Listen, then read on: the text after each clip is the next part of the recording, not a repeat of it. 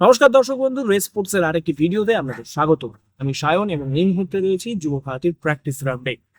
প্রথম ম্যাচে 2-0 গোলে জিতে মাঠ ছাড়ে মোহনবাগান সুপার জায়ান্ট, সাথে নিয়ে যায় 3 পয়েন্ট। কিন্তু তারপরেও স্বস্তির কোনো জায়গা নেই স্কোয়াডে।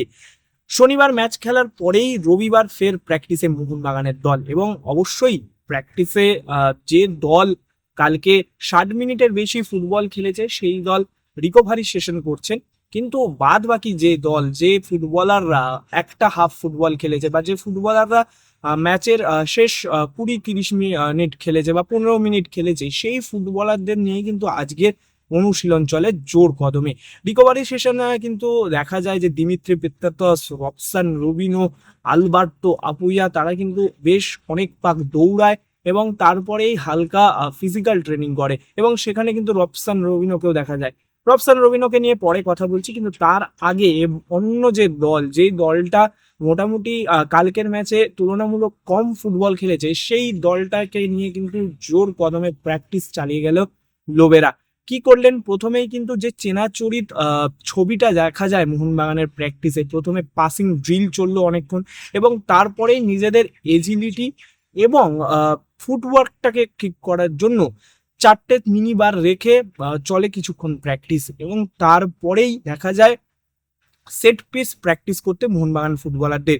দুটো উইং থেকে ভেসে আসা বল, কাজ একটাই, হেডে অথবা ভলিতে সেই বলটাকে গোলে ফিনিশ করা। এবং সেখানে কিন্তু টম অলরেডকেও দেখা যায় তার হেড করে গোল করার যে প্রবণতা, সেটা কিন্তু আরেকবার ঝালিয়ে নেন তিনি। এরপরেই আরেক যে দলটির কথা বলছি, সেখানে অবশ্যই একজনের নাম আগে বলতে হয়, সেটা হচ্ছে Jason Cummings, Sahal Abdul Samad, Tom অলরেড।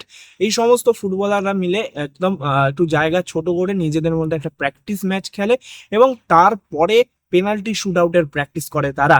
কিন্তু যার কথা এবার না বললেই নয়, সেই প্লেয়ারটার কথাই আমি এবার বলবো রবসান রবিনো।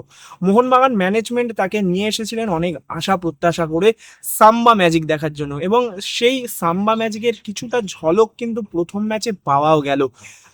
যেরকম করে ড্রিবল করে ইনসাইড ইন, দূর থেকে কার্ল শট বা ফাইনাল থার্ডে থ্রু পাস বানানো, তিনটেরই কিন্তু ঝলক দেখা গেল। গোলের খুব কাছেও পৌঁছে গেছিলেন তিনি, কিন্তু গোল তুলে নিতে পারেননি। কিন্তু আগের দিন ম্যাচেও কিন্তু দেখা যায় যে শেষ মোমেন্টে একটা চোটের কারণে তাকে কিন্তু উঠে যেতে হয়েছিল, কিন্তু মোহনবাগান ম্যানেজমেন্টের তরফ থেকে জানানো হয়েছে চোট অত গুরুতর না হলেও কিন্তু আজকে যখন রিকভারি সেশন চলছে, সেখানে কিন্তু বাকি সমস্ত ফুটবলারদের সাথে রবসান রবিনো দৌড়ালেন না। অবশ্যই ফিজিক্যাল ট্রেনিং করলেন, অনেকক্ষণ সাইক্লিং করলেন, কিন্তু যখন অন্য সতীর্থরা দৌড়াচ্ছে সেই সময় কিন্তু তিনি সাইক্লিং করতেই ব্যস্ত থাকলেন।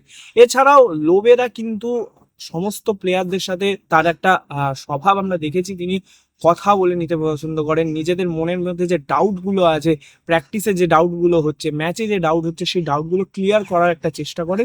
আজকেও কিন্তু সেরকমই হলো। আলাদা করে ডেকে কথা বললেন আপুইয়ার সাথে, আলাদা করে ডেকে কথা বললেন আলবার্তো রদ্রিগেজের সাথে, এবং আলাদা করে ডেকে কথা বললেন মোহনবাগানের প্রথম ম্যাচে প্রথম গোলের 2 কারিগর, অর্থাৎ দিমিত্রি পেত্রাতস এবং জেমি ম্যাকলারেন।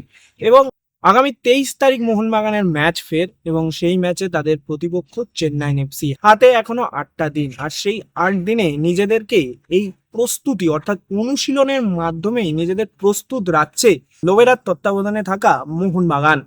যুব ভারতীর প্র্যাকটিস গ্রাউন্ড থেকে আমি সায়ন, রেড স্পোর্টস।